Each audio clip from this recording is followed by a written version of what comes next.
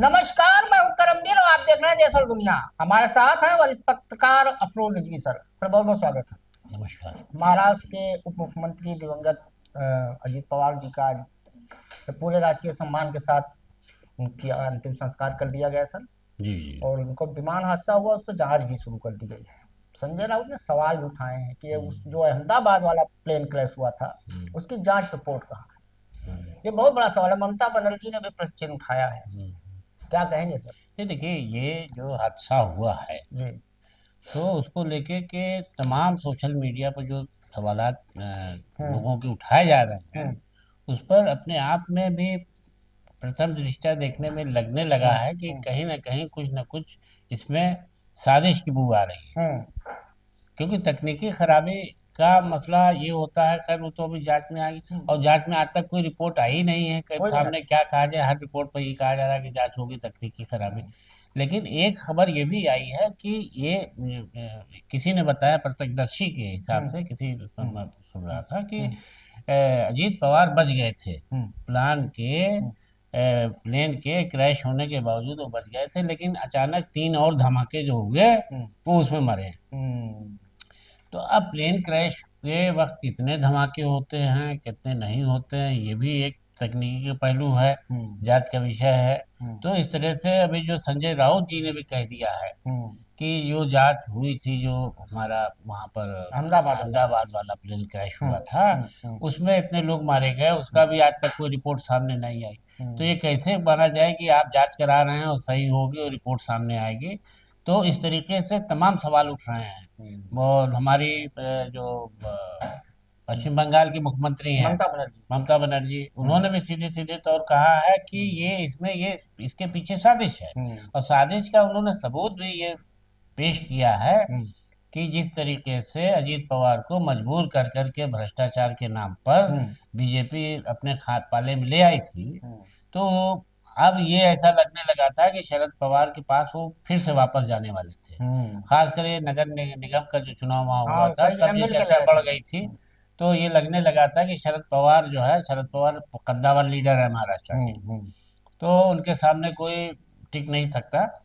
और जो भी नए अभी लीडर पैदा हुए हैं, बहरहाल अब राजनीति में ये है कि जो जीता वो सिकंदर वाली बात चल रही है। हम्म। तो अजीत पवार वापस आ जाते तो महाराष्ट्र की राजनीति की सीन कुछ और होता। हम्म। तो ये संदेह किया जा रहा है, उन्होंने यही आधार बना के हम्म। ममता ने, हम्म। कि इसकी जांच इसलिए भी होनी चाहिए कि कहीं ऐसा तो नहीं है कि उनके सियासी विरोधियों ने ऐसा उनके साथ हम्म। कोई साजिश रची हो। हम्म। लेकिन बहरहाल उसको हमारे समाजवादी पार्टी के मुखिया जो हैं अखिलेश यादव, उन्होंने हम्म। भी समर्थन किया है हम्म।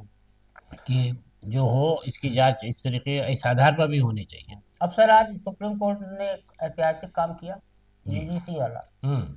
यूजीसी के जो नए नियम बनाए केंद्र सरकार ने, उस हम्म। पर फिलहाल रोक लगा दी है हम्म। और 19 मार्च की तारीख तय की है। हम्म। और केंद्र से कहा है, जवाब मांगा है, नोटिस जारी किया है।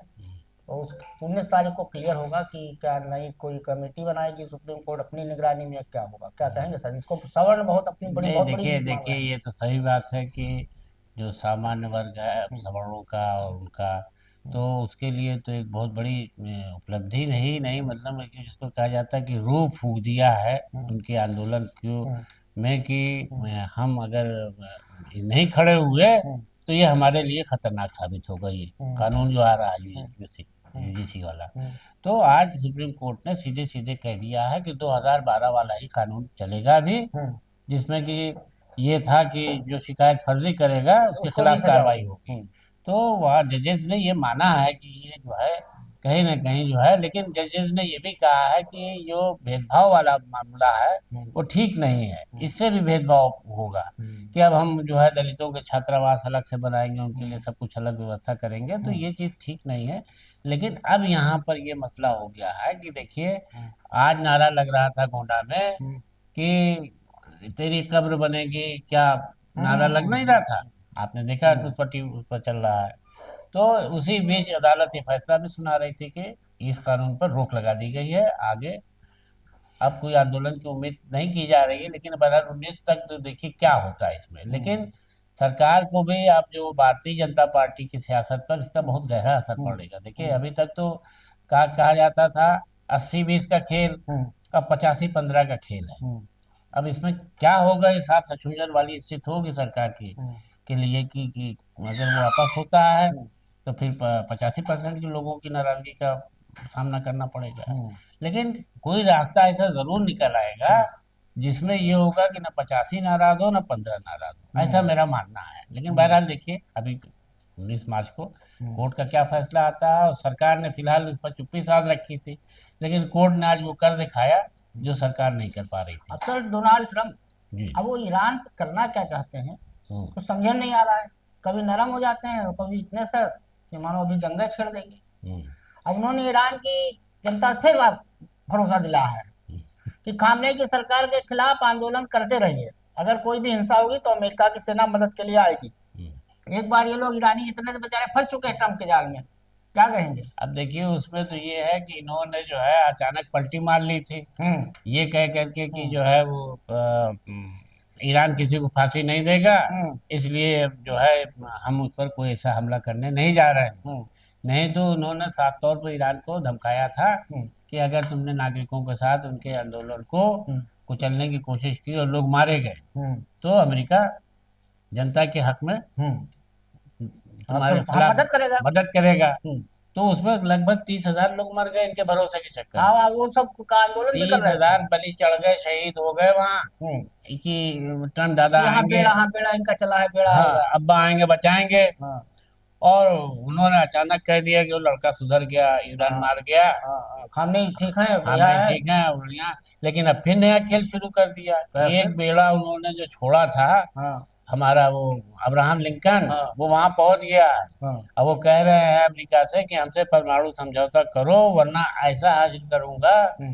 कि याद करोगे। तो सर ट्रम्प और तो उसी कह का रहे थे। जवाब अमेरिका कह रहा है, अरे ईरान कह रहा है अमेरिका से हम्म कि हम इस गिदड़ भपकी में नहीं आने वाले, हम खुद ऐसा जवाब देंगे कि तुम्हें समझ में आ जाएगा। हम्म तो अब ये कह रहे हैं कि हमने जो वेनेजुला पर हम्म सैनिक कार्रवाई की थी, हम्म उससे ज्यादा चौगुनी हम्म कार्रवाई ये अब्राहम लिंकन वाले जो बेड़ा गया है इनका हम्म सैनिक बेड़ा, हम्म उसको, और कह रहे ईरान पहुंच चुका है, हम्म बस खाली हमें हरी झंडी देने की देर है। हम्म तो अब ये कहा जा रहा है कि अभी तक वो जंग इसलिए टाल रहे थे कि उनकी हम्म सैनिक तैयारी नहीं थी। हम्म लेकिन अब शायद कहा जा रहा है कि डोनाल्ड ट्रंप को ये यकीन हो गया है कि हमारी सेना हम्म जंग करने के लिए तैयार है। हम्म अब हम ईरान को, अगर नहीं तो हमारी बात मानता है तो अटैक कर सकते हैं। अच्छा, सुप्रीम कोर्ट में आजकल वो एसआईआर पे सुनवाई चल रही है, जी मतदाता सूची में जो नाम वाम हटाए गए। जी। अब उसमें मामला यहाँ यहाँ आके फंसा कि तमिलनाडु भी चाहता है कि पश्चिम बंगाल की तरह हो। हम्म, अब जिनके नाम हटा दिए गए मतदाता सूची से, उनको उनके लिए कोई प्रोसेस नहीं है। ममता बनर्जी सोमवार को आएंगी हम्म, और वो शायद चुनाव आयोग से मिलेंगी। हम्म, इसी मतदाता सूची पे अमर सेन वाला मामला फंसा है, हम्म, और सुभाष चंद्र बोस के यहाँ का भी कोई मामला फंसा है, शायद माँ और बेटे का कुछ एज ओज का है। तो ये एसआईआर को क्या कहेंगे सर, ये ये क्या देखिए, मुसीबत है? ये तो बिल्कुल जिसको रुला देने वाली बात है कि पढ़े लिखे तक को फंसा डाला है हम्म कि आदमी जो है एक एक नुक्ते का जवाब दे। वो भी यानी नोबेल प्राइज भी जीता। कि जब कोर्ट ने ये कहा कि बाल विवाह भी होता था, हम्म माँ के और बेटे की एज में आप चले हैं फर्क नापने, हम्म हम्म तो अगर ऐसा है तो बाल विवाह भी होता था। हम्म अमर सेन जी जो हम्म इतने बड़े अर्थशास्त्री हैं, हम्म अमेरिका में रहते हैं, हम्म रहने वाले पश्चिम बंगाल के हैं, हम्म और उनका नाम जो है इसी वजह से कट गया कि हम्म उनको नोटिस जारी हो गया। हम्म और ऐसे ही उनके सुभाष चंद्र बोस के भी प्रपौत्र के लोगों जी को जारी हाँ, हुआ है कुछ सरनेम उननेम में कि गड़बड़ है। सरनेम है क्या है। हाँ तो हाँ ये देखिए, इतने मशहूर लोगों को जब तुम सता रहे हो हम्म कि या तो तुम्हारे एकदम मतलब जाहिल लोग हैं बैठे हुए कि पता ही नहीं उनको है, हम्म और जहाँ समझ रहे हो वहाँ तुम्हारा भी एलो जा करके उनके घर एक एक चीज समझा करके बना के दे रहा है। हम्म तो ये जो भेदभाव किया जा रहा है हम्म एनआरसी को, इसको लेकर के, हम्म एसआईआर को लेकर के, ये हम्म बहुत खतरनाक और गलत है। हम्म इसमें ये हो जाएगा कि अगर इनकी फाइनल सूची बन गई और हम्म कि उस ड्राफ्ट में किसी का नाम नहीं आया, हम्म तो मतदान से वंचित हो जाएगा, हम्म और एक नया संकट जो कि हम्म अनपढ़ लोगों के लिए खड़ा हो जाएगा हम्म कि हम अपनी नागरिकता कैसे प्रूव करें। क्योंकि अमित हाँ शाह कई बार ये बात कह चुके हैं, जिन लोगों का नाम हम्म, इसमें नहीं आएगा मतदाता सूची में, हम उनको निकालेंगे, डिटेंशन सेंटर हाँ भेजेंगे। घुसपैठिया साबित होंगे। हाँ घुसपैठिया, तो कहा तो उन्होंने घुसपैठियों के लिए, हम्म लेकिन उसमें आम लोग फंसते चले जा रहे हैं, हम्म और घुसपैठिए कहीं नहीं पकड़े जा रहे हैं हम्म कि इतने घुसपैठियों को आपने पकड़ा हो कहीं। हम्म तो इस तरीके से ये जो है अब जो कपिल सिब्बल ने अब अपनी बहस में कहा है कोर्ट से कि साहब ये जो वो आधार वो मांग रहे हैं कि आप जो है 12 वो दस्तावेज। दस्तावेज, उसमें ऐसे ऐसे दस्तावेज मांग रहे हैं जो आमतौर पर बहुत पढ़ा लिखा आदमी भी दे पाने में पसीने छोड़ रहा है। माता जी का, पिताजी का हाँ, डेट ऑफ बर्थ और लेके आओ। तमिलनाडु में तो उन्होंने नोटिस ही नहीं जारी की 80% लोगों को। जब जो नोटिस नाम कट गया, नोटिस भी नहीं जारी हुए, तो वो अपना संशोधन करा के नाम कैसे जुड़वाएंगे। तो इस पर कोर्ट ने सख्त रुख अपनाया है, कहा है कि जो है अच्छा देखिए कानून अलग थोड़ी होगा, जो पश्चिम बंगाल में वो हो तमिलनाडु वो में भी पूरे हो। देश में एक भाई होगा। जब आप कह रहे हैं कि आयोग पूरे देश का एक है, चुनाव आयोग, और उन्होंने ये भी कहा कि चुनाव आयोग नागरिकता तय करने का अधिकार नहीं रखता, ये अधिकार केंद्र सरकार का है, गृह मंत्रालय का। तो आप किसी का नाम अगर हटा रहे हैं तो उससे उसकी नागरिकता नहीं जानी चाहिए, ये बात गलत है। उन्होंने कई बिंदुओं पर कहा, बहरहाल कोर्ट ने अब इसमें सुनवाई की है। भारत और यूरोप के बीच समझौता हुआ व्यापार को लेकर, थोड़ा बहुत शेयर मार्केट भी संभला उमला। अब विदेश मंत्री हमारे हैं एस जयशंकर साहब जी, अब वो जा रहे हैं अमेरिका एक मीटिंग में।